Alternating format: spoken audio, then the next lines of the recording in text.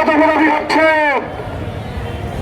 নির্বাচনের পূর্বে level playing field নিশ্চিত করতে হবে। আর সেটার জন্য অবৈধ এবং বৈধ যে সমস্ত অস্ত্র রয়েছে সেই অস্ত্র উদ্ধার করতে হবে।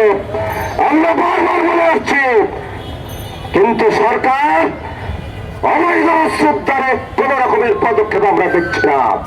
গতকাল চট্টগ্রামে আমরা দেখেছি বিএনপির 2 গ্রুপের গোলাগুলিতে একজন নিহত হয়েছে, একজন ঘোষিত তাদের সম্ভাব্য প্রার্থী আহত হয়েছে। এই যদি অবস্থা নির্বাচনের শিডিউল ঘোষণার পরে কি হবে? এই জন্য আইন শৃঙ্খলা পরিস্থিতির উন্নয়ন ঘটাতে হবে, অবৈধ অস্ত্র উদ্ধার করতে হবে। এই সমস্ত দাবি দিয়ে আজকে খেলাফত মজলিস প্রধান উপদেষ্টা বরাবর যে স্মারকলিপি প্রদান করবে, এই স্মারকলিপির পূর্বে গণমিছিলে সবাইকে শরীরে আহ্বান জানিয়ে আমার বক্তব্য শেষ করছি।